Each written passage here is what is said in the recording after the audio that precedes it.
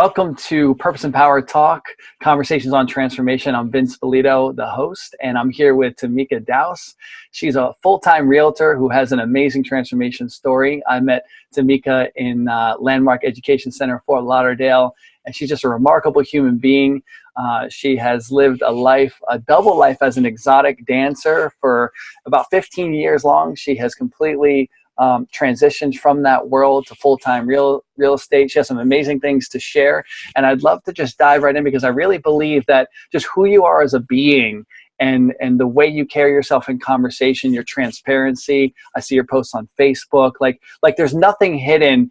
And it's like you wear that with so much beauty and poise and dignity. And I really think like highlighting you is so key right now, because I think a lot of what you're about to share, people will be like, I could never tell people that. I could never talk to my kids about that. I could never whatever. And you are just an ideal role model for mothers everywhere, I believe. And even men can learn a heck of a lot from you. So why don't you just tell us a little bit about that story, about that double life, and then what's been opening up from there, however you want to share it, Timeka. Absolutely. So I just want to acknowledge you for, choosing me and thinking of me to be here with you and spread the gospel and the news with people. So thank you again. Absolutely. So, about that double life. About that double life. Let's get into the nitty gritty. Like you said, I lived a double life for 15 years. I've been an exotic dancer for 15 years. And I became a single mother. I did it a little bit before having my son. And then when I became a single mother, I was like, oh crap. Like, yeah, how am I going to provide for this baby by myself, And didn't really have no reason to even get into that world. I just knew I wanted all the money that I can accumulate because as a child, my parents said no a lot. I don't have the money, money doesn't grow on trees. So I just, I seen something and I was like, that's a lot of money comes in that industry. So took it on, had my son and realized, okay, I have to provide for my son any and everything he wants. And that's what I did. I did that world and made sure my son, anything he wanted to do, gave him a nanny. Like he wanted to do basketball, great, let's do basketball. He wanted to play an instrument, great, let's play an instrument. And that was that side, and here I am living this double life, being really like specific on what I say and what I do around people, like going to my family's functions and just like being like trying to be really careful on how I say things and making sure nobody doesn't notice me. And it was just like always on pins and needles when it came to living my life. Looking behind my back, making sure, I don't show any signs of what I'm doing every night. Wow. Yeah, just like trying to stick this wild personality and just like, wanting to look really professional and poised and keeping that look when, I didn't even really know myself because I was too busy trying to please others. Like really, really, really busy trying to look good so there wouldn't be a judgment on the other side of whoever I'm looking at. So it was hard to be with people, man. It was hard to date. It was definitely hard to date. It was hard to connect with people. No one knew who I was, and some people really liked the fact that they can just pour everything out on me and they knew that it wasn't going anywhere. It wasn't going anywhere, but yet it was nothing coming from me. And there was lonely times. There was very, very lonely times. Even if I had something that went well in my life, there was no one to celebrate that with. Could never call anybody a best friend or just pick up the phone and call somebody if something was there. So my only best friend was, and still is, my son. Wow. I would just talk to this little baby like mama's dealing with something and he's 2 and 3 years old, wiping tears down my face or just like really like holding my hand. So my son and I have like, that's all I got. Like, that's all I had or had a thought of. That's all that this is my son. He's all I have. Wow. And Timeka. I'm alone in this world. So this is beautiful. Man, there's so much of what you're sharing. Yeah, and what I'm hearing is like the couple quotes come to mind that really nail where you were. I've heard that we're only as sick as our secrets, Mm-hmm. and I know the double life. I was living a life of crime and drug dealing, Mm-hmm. right? And posing to have a job here and there, trying to evade from my dad, not let my dad know, let my family know. I'm making thousands of dollars, counting my money in stacks of thousands, right? And not wanting people to be privy to that, except for the people in my circle, so to speak. Same as I'm sure you were dealing with. But it's a weird kind of life, man. It's like on the front you're like so and so, and you don't want people to know what's going on in the back. And if they find out, like that there might be some rejection. In my case, I could get arrested. I mean, technically, what you're doing is not illegal. So there Yeah. was but it's the shame, the judgment, the avoiding all of that. And there's one other quote. I didn't even feel like I fitted in that world. So even though I'm in that world, Oh yeah, I don't have it that I belong there. it's so interesting because I met you and you did such a good job at covering this. Let me tell you, I'm a good read of character, and when I met you, you always looked. I met you at the Landmark Training Center, right? And you were always dressed to the nines. And I know that's how you go out and you're a real estate agent now full time and doing that. So you dress well and you present yourself well, but you just look so professional. You spoke very powerfully. Like I never knew. Like I never knew that was back there. And you have such a generousness to you as well. Like you really, as a drug dealer, I serviced strippers. You know what I mean? Like I never went to a strip club. My whole time in that game of that world, like I just was never interested. I was always turned off by that as a man. I was like, I can't watch a girl doing that. Like I don't want a girl that does that. I mean, it doesn't turn me on. It just never turned me on. But they did buy drugs, and I saw the dark side of that. So part of what I want to ask you is like, I know what goes on in those worlds only because of that, and I hung out with those girls, and I heard the conversations, and I know what's going on in the back. How did you deal with that side of it? Because I'm sure you saw it, and you have a son. You're trying to be a responsible mother. Like, talk about that.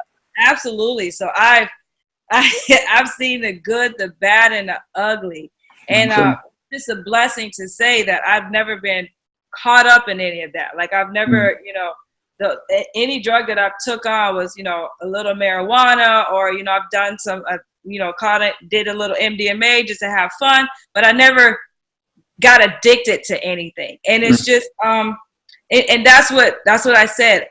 I was in that world, but it was like I knew I didn't belong in there or fit in, because I've seen girls get strung out on stuff. I've seen girls get caught up with stuff. I've seen girls like, get caught up with pimps and drugs and and it's just like, and it's known that people seen that this girl doesn't belong here. But and then I never judged anybody. That's one thing about me. It wasn't, I didn't walk around judging and assessing anybody there. So it's like, yeah, you have this problem. I totally get it. Whenever you decide you need help, I'm here. Wow. And everybody knew that. I've never had any beef with anybody. I was like the respectable girl. Everybody, there was something there. They came to me, but I maintain it at that level just to protect myself from not getting caught up in that, because it's a slippery slope. When you are your circumstances, you can slide left really quick. And that, I just seen that world, and it was so close to me. Yet I didn't want to be that. And so that's what kept me grounded. And like you said, because of my son, that's the key thing. My son kept me, it's not about me. I want to make sure he had it all. I really acknowledge you, Timeka, for doing what you've done and had to do to provide and maintaining, inside of that world, a level of, I'll call it integrity with principles that, like, even though I'm in this world, I'm not of it, and I'm not going to get entangled, and I'm not judging it. And in fact, it sounds more like you were even like a light for certain people, because you didn't get caught up in all that stuff that I've said. I mean, for those who don't know, I know first, I saw girls that were like, they looked like they should be dead. They were walking dead people because of the drugs, because of the sleepless nights, because of just using their bodies and lots of sex outside. Like they were just draining the crap out of themselves. And I watched them deteriorate. And it was like, I just started to be like, I don't even want to be part of this, and I'm so grateful I've gotten out of that world for over 20 years now, but it was awful. And to know that you were there and didn't get entangled in all that. And yet we're even probably providing some comfort and solace to people. I'm sure you were supporting people in that regard. I just think it's a miracle and it's a blessing. And I really acknowledge you for maintaining that walk that way. Thank you. Now, I want to ask you, you're more than welcome. And like, you know, we were talking before we started recording about something that I just really want to highlight for single mothers or parents anywhere. If you're a man and you have a son, it doesn't matter. One of the things that I heard from a brilliant guy, Garrett White, he said, the most powerful man in the room is the one who has nothing to hide. Yeah. And so here we are. You've been coming out and you've been posting posts on Facebook telling your whole story about this double life. And I've been watching over the last number of months, and I'm just seeing this transformation, and I see the liberty in your spirit. I see how bright your eyes are. Smile's bigger there. You always smile big, but like I really feel a freedom in you. Yeah. And now you were telling me that you had these conversations with your son. So go ahead and share a little bit about that. Yeah, like everything you've seen on Facebook that I've shared, it's I've had the same conversations and shared with my son. In fact, before every post, I've actually shared, hey, guess what I'm about to do? I'm about to, share this on Facebook. And he's like, I have that conversation with him. And then he helps sometimes even help me write out some of the things I've written on Facebook. Wow. And it's just, I'm all about connection and, being authentic and just being with that person. And it's just, like I said before, it's just really funny to me how my parents always wanted me to, share everything with them and just be really open with them, when in fact I knew there was a lot of skeletons going on over there with them. So with my son, I share everything with him. I tell him everything, and it's like he's a teenager, and he's at that age where certain things are, not really talked about in households. Mm-hmm. He can say anything and just be free. Like we talk about everything. He's like, sex, everything is open with us. And because I share that with him. And I'm like, if you have, is there anything going on in school you want to talk about? He's like, talked about everything in school when it comes to his grades, when it comes to his friends, even if there's issues with his friends and his friends can't talk to their parents. He asks his friends, is it okay if you share that with my mom? If you want to share anything, if you want to talk about it. I'm the parent where 12 kids come run into my car every day. Wow. Like, hey mom, literally, like they all come run into my car and I'm literally parked for a good 10, 15 minutes talking to a bunch of kids, and because they feel free with me, and it's all about that. And one kid's like telling me he lost his virginity, and I'm like, okay, and we shared about that. And then another kid's like, I think I like girls, and we share about that. And it's like, they're open with me, and that's all I want. That's all I would like for my child, to just be connected with people where there's nothing held back. This is beautiful. I love this because the subtitle I came up with for this show, Purpose and Power Talk, was Conversations on Transformation. And transformation is a word that many of us know but don't necessarily understand. And those of us who are in the domain of transformational training, we have a certain understanding of it. And I think, transformation is about this metamorphosis. It's about evolving beyond transcending, which includes the previous version of a thing, but it goes above and beyond what its current state is. And Werner Erhard said a transformed individual is an individual who can tell the truth. Right. And a transformed environment is an environment where the truth can be told. Yeah. And here I see you being a transformed individual and a transformed environment, starting in your home, but even now in the school context, because you're a space, a clearing, an opening where the truth can be told, where someone can say whatever they need to say to you, whether it's a kid or if it's me and I just need to talk something out, I'm going through something, or another friend or somebody, like people know that you are someone that I could just tell the truth to. The truth can be told inside of your space. And I think that's beautiful. Number one, as a single mom, that's powerful.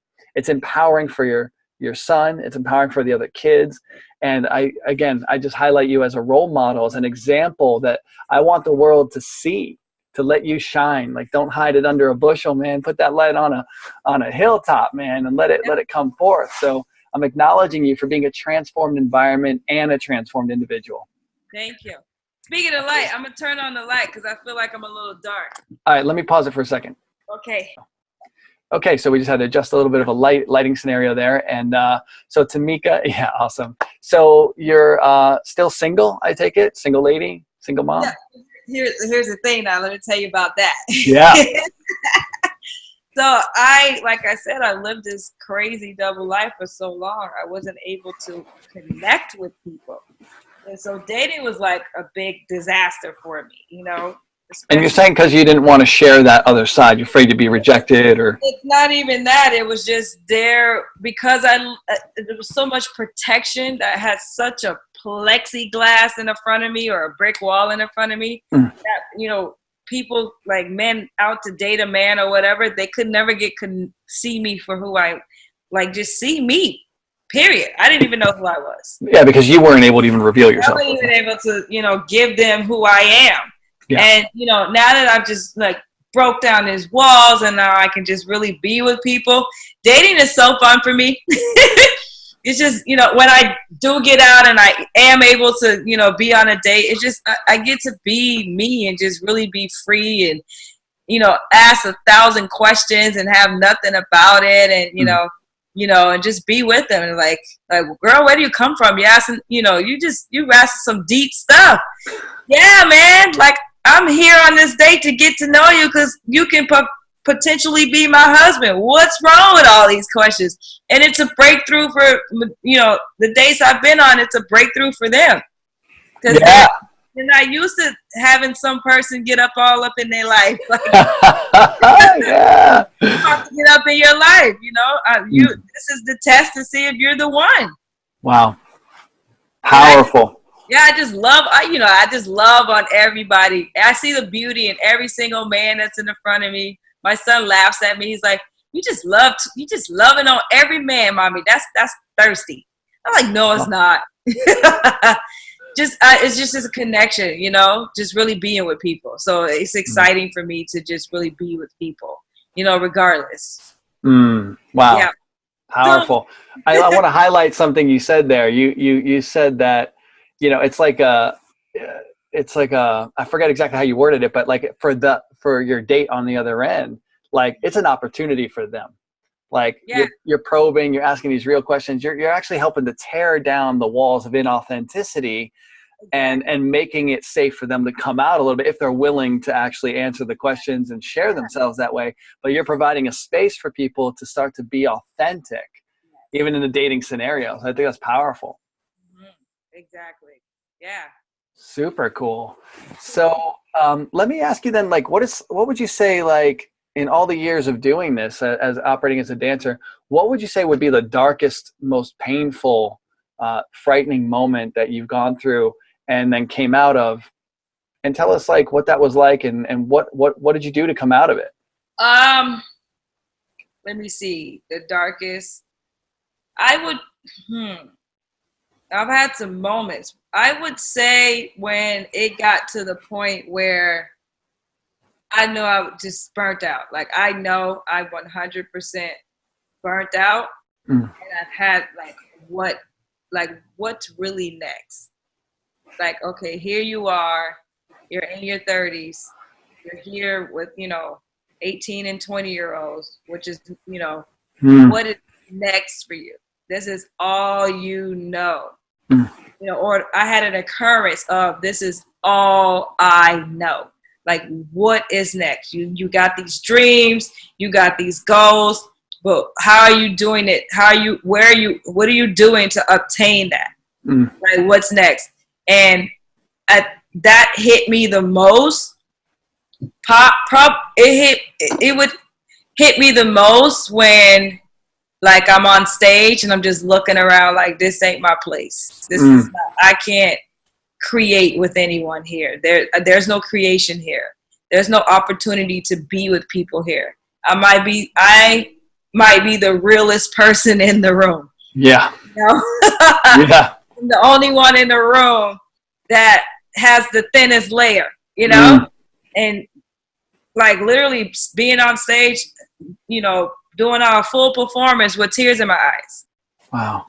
Yeah, like literally have a smile, but yet I trained myself to cry without actually crying. Because the Wow. last thing I want to do is lose an eyelash on stage. Yeah, but that was that's touching though. Yeah, pretty Yeah. dark. Yeah, so there's so much, it's interesting, there's just so much inauthenticity then there, you know, there you are on stage and it's like, you know, it's not you. Like, this isn't where I'm supposed to be. I don't fit in here. It's like, it's just not even life for you there. Yeah, it's just like my body's there, but nothing's there. It's so interesting that this comes up this way now. And now I don't want people to miss this because, you know, yeah, maybe they're thinking, oh, like that's, you know, that's one thing being a stripper, like that's wild, that's out there, you know. Some people are like, ah, no big deal, you know, it depends on the person watching. But this double life thing, this like being there but not being there. How many people are in a job today when it's like that? It's like there's a veneer. It's like I can't really come out. I want to be more of myself, but I can't. I'm in this job. I got these coworkers, this boss, and it's like, and it's a double life for them, and they're not admitting that to themselves. And there's a tremendous loss of power with all of that inauthenticity. There's basically, it's like operating in resistance every day. The conflict I heard in you is like, I'm crying on the inside, smiling on the outside. I mean, that's just like totally conflicting. That's like inner civil war, right? I mean, people are living that though every day, and they're not strippers. They're just in a basic job or something else. Yeah, and it's you know, and when I got to that point of there has to be something different. In order for me to break out and get to discover what was next, I actually was having these conversations with people at work. Like, what do you do for a living? Do you really like your job? Like, like asking them the questions. Like, or they'll ask me, do you like your job? And I go, well, you know what? It pays the bills. That's all I got to say. And they'll ask me, tell me more about that. I was like, well, okay, do you love your job? Because I hear it every day. People, like you said, they go to work and they're not at work. They're either at home wanting to lay down, or, you know, people who work on the weekend want to be on the beach, like, you know, or when they are at home, a lot of the time some people aren't at home. They're still at work because they haven't accomplished the work that they were sought out to accomplish at work, because when they were there, their mind was so blown. Right. And it's just, like you said, there's a lot of people out here that aren't present to their reality. They're not present. Well said. There's a lot of people out here not present to their reality, and it's a difficult, stressful life. Now, let's talk about what happens when a person, well, the way out, I think the way out is, the first thing we got to start doing is telling the truth, right? Right. That's step one, and you've successfully done that very powerfully. You started to get honest about your situation, how you really felt about it, what you really wanted, what you didn't want, and you started to just own that, and then you started to communicate that. The next thing is to share that. You started to actually publicly share. Yeah, you're about to get to something really juicy. So here's the thing. I started telling the truth. Yeah, I'm telling the truth, and I'm telling the truth to many, many people. But I told the truth to so many people, I don't even know how many people. It doesn't matter. But the reason being is, these people I'm telling the truth to are holding me account. You know, that's why I'm on Facebook. Yes, I'm leaving this industry at this time, this day, this hour. So when that time, that day, that hour came, I was gone. And from that day on, obviously I had urges of wanting to go back. Obviously there were situations where I had a certain amount of money in the bank. I had $5 that I had to stretch out for a week with the kid, you know? So I had many urges of like, I don't know how any other way to make money. I left that industry without a financial plan. Wow. Zero financial plan. Like, the money I had in the bank was not staying there. It was depleting because I was paying bills or had to get gas or feed my son and myself. And so me sharing that to the world, me telling everybody I can think of, me picking up the phone like, Mom, did you see my Facebook post? Yeah, I heard about it, but this is what's really what's been happening with me for 15 years. So when I have a decision to like go back, I see that I've sent a post to 300-400 people who pressed the like button. You know, those 300-400 people who pressed the like button is now holding me account to make it work. This is so beautiful. So there's the power of a public declaration right there. Yeah. We'll just call it that, right? You put your word on the line and into the listening of many other people.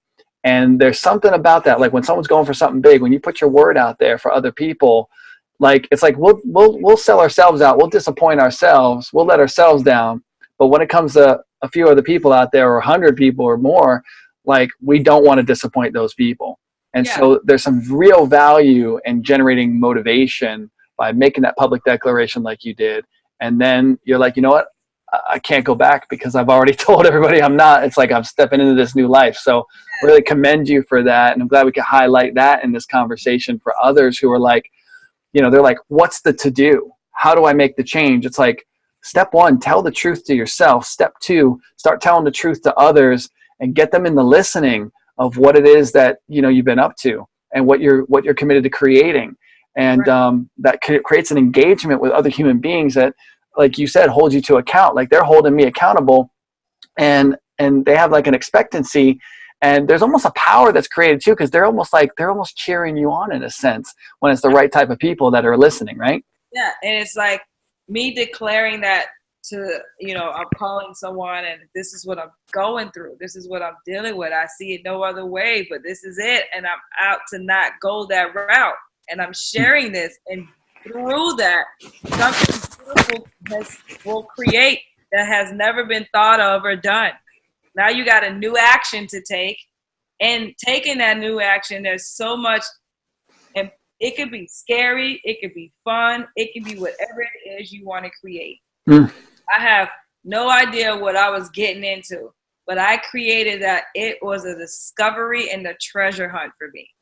My life is now a treasure hunt. I get to discover each moment of my life. So every time there was a moment of, holy crap, I don't know what to do next, I was like, let me pick up the phone and call somebody. I have it that I don't know what to do next. And we just get to talking, and all of a sudden I'll say something on the phone, or I'll start to create something like, let me call you back. Let me take this action. Like I was on the phone 10, 20 times a day talking to Big step there that I want to highlight this now. I just want to reiterate it so people really get what you're saying. Like, so it's the conversation with others that was helping you get these new ideas, right? I know I'm doing this now. I mean, even just being on this call with you is like there's so much energy and aliveness for me and insight. And I have conversations going all throughout the day, and it's the juice, man. It's the aliveness. That's where it comes from. And it's like so much we're so isolated, and maybe we're afraid to reach out, but man, if there's anything I can say from this, like being in those conversations, getting support from other people, reaching out to others, it's so essential for really taking yourself to another level. I mean, making this transition is no small thing. No. It's no small thing. I want people to really get, like, you go from making money an easy way. I know, because I did a drug deal. I counted my money in stacks of thousands. Next thing you know, I'm working an $8 an hour labor job in construction. Yeah. That's a major, like, it takes something psychologically. That was the hardest thing for me. I wanted to get out of the game. I had gotten arrested with 2 felony charges for drug possession, intent to distribute, and I got off fairly easy because I almost bought my way out. Basically, I was able to hire some good people. I had some connections, and I was in that whole world, right? And but I wanted out. But the thing that was keeping me there was not that I needed the drugs because I wanted to get high. I like to party and all that. But what was keeping me there was like, I don't know, how am I going to go to making no money? Yeah, you don't know how. You don't know. You know what I mean? Yeah, it's so difficult to make that change. So I know what it's like to have to deal with that, like that major contrast. You know what it's like, because there you are, and money's easy, but it's not an authentic life. And now you got to step into a whole new world. That's not normal for you. But here's the thing. This is like, we're all human, and we try to figure it out before taking the leap. No way you're going to excel in a new way of being or a new chapter in your life from what you already know. Because if you already knew how to do it, it would have been done. It's like trying to be on step 4 without hitting step 1, 2, and 3 first. It's like you're saying, hey, you just got to take a step in that direction, and the next step will show itself. Like steps follow steps, right? It's an unknown discovery. When you out to cause something, what you say you're going to do, take that next action. In the process of the action that you took on, something else is going to open up. And then something else is going to open up. And then but it's, what the first step is to do. The thing is, people try to figure out the whole process. No. And you will learn. You may take a step and fall 2 steps back. Okay, take another step and it'll bring you 5 steps up. If you fall a step back, that's fine. Take another step, will bring you another 5 steps up. It's just make it a game. Make it just a fun game. Absolutely. I'm just a 5-year-old all over again, discovering how to live life. Yeah, this is good. I love that. That's beautiful. This is so powerful that, and the other thing is, if you're doing that, it really helps to have people in your life. I'll be transparent here with myself. In the last year, since last November, really, went through some significant changes in my business, lost some team members, business partner relationship was not working out. Money wasn't being made no matter what we were doing. There was so much conflict there. They couldn't get agreement on the way to go, just fighting each other, and everything I tried to try and make alignment work just wasn't working. Got out of an old relationship prior to that, for a little while, and got into a new relationship that, and then all of a sudden, basically stuff started to hit the fan, and all these old feelings and things started to surface, all these unhandled, unfinished business internally from my past, all coming back even from my childhood, watching my mother be abused as a kid. I started having to deal with all this. And I was just shocked. And I just started to feel this sense of worthlessness and insecurity. And I was like, whoa, I went from this high powered, energized guy to crumbling on the floor in tears, feeling totally weak and afraid. And it was I realized though, what was missing in my life was I wasn't reaching out to people. I was trying to be the guy all by myself. And what that experience drove me to do is reach out and connect because I had to. I was forced to save my relationship, to save my mind, to save my money, whatever it was. I had to really start talking to people and ask for help. And it was painful to go through that. It was hard to actually to step out and get into those conversations. So I understand that people hearing what we're talking about might not they're loners, like that. And they're afraid of what it's going to be like. But I have to say, man, it's the best thing to do. And it's the only thing to do right now is start a conversation with someone that can support you in some way and start asking for help, man, no matter what. Got to do it. Yeah. I mean, if you're dealing with it alone, you're going to be dealing with it alone, and nothing's going to come about of it other than you continuously living your life dealing with it alone. Yeah, it's that statement says, they quote Einstein, but I don't think it's quoted verbatim, but the idea that you can't solve a problem from the same level of mind that it was created. It's when you're alone, you're still with your own head. and your own head is what got you where you are. And so when you start talking to other people, it's there's an insert oh, did you think about that? Oh, I didn't think about that. Did you think about this? I didn't think about that. Did you know you're really awesome? No, I really think I'm a piece of garbage. Oh, well, no, you're really awesome. Oh, I am? Okay. People start to feed you new ideas that you could never come up with alone by yourself. And even in that conversation, you'll get your own ideas that are man, it's just because of that connection that magic happens in that space. So I really want to just make sure whoever's watching gets that, because you didn't make this transition alone. And that's really what you had a lot of support and you were out there. Yes. I did not make this transition alone. I'm still in the trenches of transitioning. Yet, I'm just out to cause not just myself, but people around me. Me sharing what it is I'm out to cause is a contribution to them as well. That's beautiful. My sharing not just empowered me and had me transition from where I started from. My sharing has helped other people transition from wherever they are, dealing with. And it's just amazing how the people reaching out to me, people calling me and just man, because of you, I decided to share this, or because of you, it helped me from, doing this to myself. And because of you, I stopped doing this. Wow. And I was great. Now share that. Go tell 200 people yourself. Let's empower the world one share at a time. Just let's do that. And before you know it, if you continue to share and not have it that, whatever it is you're trying to do to protect yourself, but you just actually put yourself out there with nothing about it and just wanting and standing in what's next for yourself in your life, go ahead. Wow. Yeah. So that's what life's about. Just really being fully free. That's really powerful. Life is about being really fully free. Really, I like the really part because like real and Don't free. tell me you free with some constriction behind it. No, really be free. Right, really be free. A lot of people think they have freedom because they do whatever they want to do, but so much of that doing is so inauthentic. It's really out to please someone, to compensate for a sense of inferiority or insecurity. That's why I was a criminal, drug dealer, violent guy. When I had to detangle all that mess, it was because watching my stepdad beat my mom, the decision I made about myself was I'm too weak. I'll never be strong enough. So then what did I do? I got involved with gangs. I had to fight to pretend I was tough, but deep down in my soul, I felt so scared and insecure inside, and I got violent, and I got dominating, presence in my world, and like people were scared of me, and that's what I wanted to create. But in the end, when I had to break it all down, I was like, oh my God, it was all false. Like it was all pretend, and it was all built on this lie that I told myself a long time ago.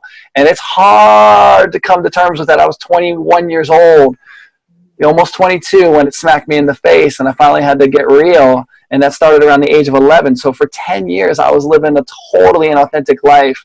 And then it took me a few years just to transition and like start a whole new life. It was like, man, it's hard. It can be hard, man. I got support like you did. And I feel like once I got people in my life, people were there for me, praying for me, talking to me, counseling me. I mean, I got into groups. It just explodes. Exactly.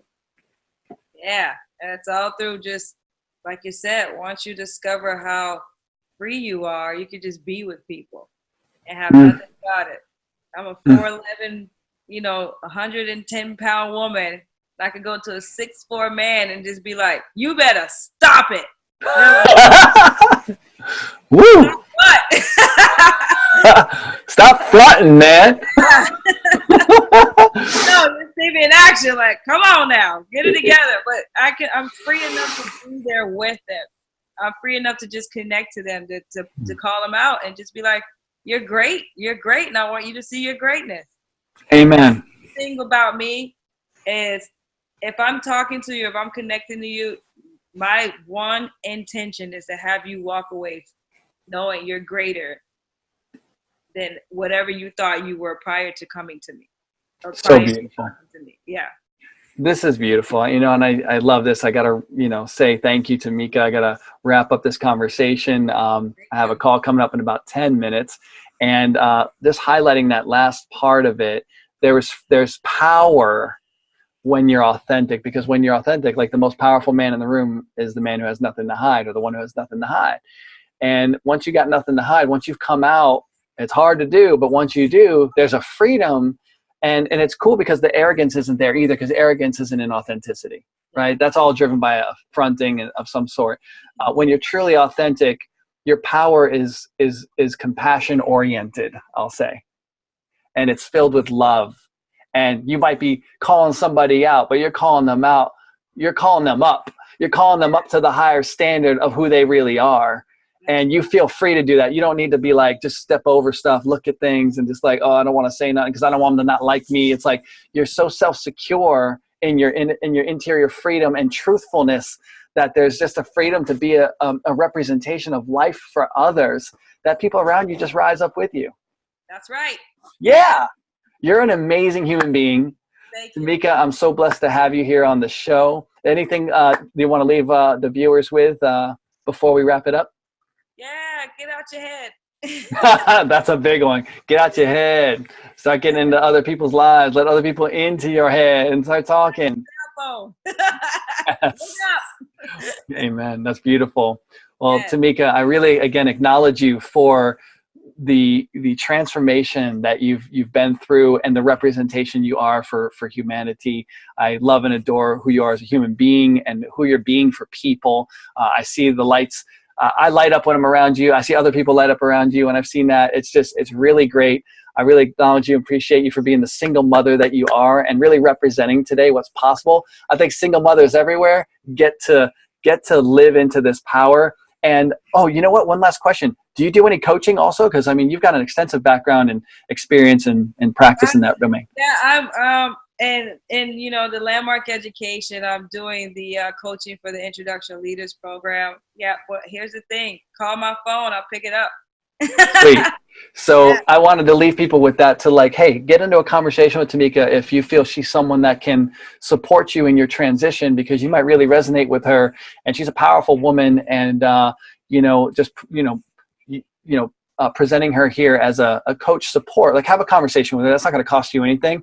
And if there's an opportunity to charge for some services and be supported in that way, go for it. But reach out to her either way, because I know Timeka is a blessing, wants to be a blessing, and has something great to share. So Timeka, thank you for being on Purpose and Power Talk Conversations on transformation, and really, again, appreciate all that you are and all that you're doing in the world. Thanks for being here. Thank you. Yeah. Bless you.